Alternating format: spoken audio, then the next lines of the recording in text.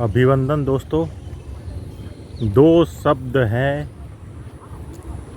Yes और no, हाँ और नहीं। इसमें ही पूरा साइकोलॉजी का विज्ञान छिपा हुआ है। जहाँ हमें यस और हाँ खोलता है, वहीं नो और नहीं हमें अंदर से बंद कर देता है। इसका उदाहरण मैं देने का प्रयास करूँगा। जब नवजात बच्चा जब छोटा रहता है और वह शुरू में उसे जो भी बोलो वह मुस्कुराता है और मान लेता है, अपने पेरेंट्स की बात मान लेता है। लेकिन जैसे जैसे बच्चा बड़ा होता है, यह स्वाभाविक नियम है, तो 9 साल 10 साल की उम्र में वह ना कहना सीख जाता है।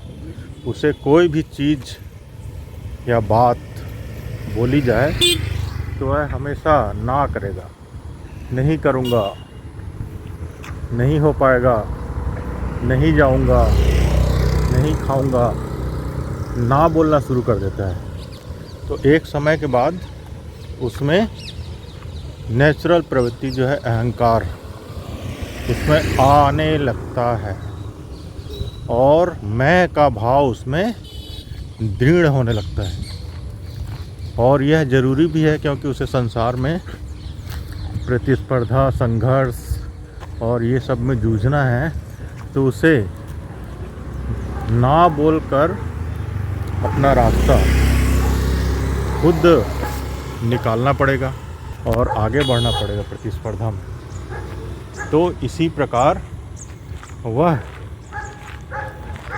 धीरे धीरे करके उसमें इतना प्रगाढ़ हो जाता है कि वह ना को ही अपना सर्वस्व समझने लगता है और उसे ही खुद को मानने लगता है। ना में एक उसे बल मिलता है, हाँ में उसे उतना बल नहीं मिलता है। तो जितनी भी बार हम ना नो बोलेंगे, उतना अंदर से हम सिकुड़ते जाएंगे। इसका एग्ज़ाम्पल हम कभी भी कर सकते हैं। कभी भी अकेले हों तो नो नहीं करके बोलते रहें, बार बार नहीं करके, तो आपको अंदर एक बेचैनी होने लगेगी और अंदर एक नेगेटिविटी आने लगेगी और आप अंदर महसूस करेंगे एक सिकड़ाव और एक अंदर संकुचितपन आने लगा है। वैसे ही यस हाँ बोलिए, अकेले ही बोलिए, अकेले कमरे में, तो आप महसूस करेंगे कि आपके अंदर खिलावट और जो फैलाव वह आने लगा है और आप जो है पॉजिटिव एनर्जी से भरते जा रहे हैं।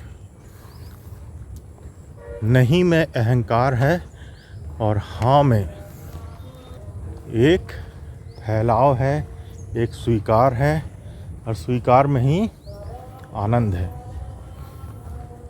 एक और एग्जाम्पल देंगे।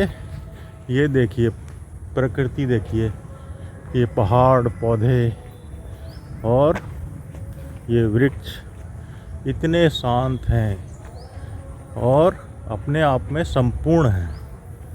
इनमें कोई महत्वाकांक्षा दिखाई नहीं देती। ये अपने आप में जड़ में स्थित हैं। और यदि हम यहीं पर सोचें, थोड़ा सा कल्पना करेंगे और सोचेंगे कि हम जब इस दुनिया में नहीं रहेंगे, हमारी जब मृत्यु हो जाएगी, तो ये पक्षी जो अभी आकाश में उड़ रहा है वैसे ही उड़ेगा, ये पेड़ वैसे ही खड़े रहेंगे, ये रास्ते वैसे ही चलते रहेंगे, लोग आते रहेंगे, लोग जाते रहेंगे, हम नहीं रहेंगे। चाँद उगेगा, सूरज उगेगा और सारी चीज़ वैसी ही चलती रहेगी। हमारे होने नहीं होने से इस प्रकृति को रत्ती मात्र भी ज़रा सा भी फर्क नहीं पड़ेगा। टाइम से बरसात होगा, टाइम से धूप निकलेगा, टाइम से सूरज उगेगा, टाइम से रात होगी और चंद्रमा आकाश में जगमगाएगा, चमकेगा। रत्ती भर भी फर्क इस प्रकृति को हमारे होने ना होने से कोई भी फर्क नहीं पड़ता। यदि इतना ही हम सोचेंगे तो हम सोचेंगे अरे, हमारा मन एकदम बैठ जाएगा, अरे मेरे होने ना होने से इस संसार में कुछ फ़र्क ही नहीं पड़ेगा, तो मैं इतना टेंशन तनाव क्यों लूँ, मैं इतना ज़्यादा प्रतिस्पर्धा और महत्वाकांक्षा की दौड़ में क्यों आगे आऊँ, क्योंकि यह शरीर हड्डी, राख और मिट्टी बन जाएगा। जितनी हमारी ज़रूरतें हैं और जितनी हमारी आकांक्षा है और जितने हमारे सपने हैं, हम कभी कभी लोगों को देखकर भी दौड़ में शामिल हो जाते हैं। तो हमारी ज़रूरतों को समझकर यदि हम जीना स्टार्ट करें तो हम एक शून्यता भाव में रमने लगेंगे और यह जानने लगेंगे कि हमारा पार्ट ख़त्म होगा और हम यहाँ से चले जाएंगे और यह संसार को हमारे रहने नहीं रहने से कोई फ़र्क नहीं पड़ेगा, कोई पीड़ा नहीं होगी। होगी कुछ लोगों को, करीबी लोगों को, लेकिन वह ज़िंदगी भर कोई किसी के लिए रोता नहीं।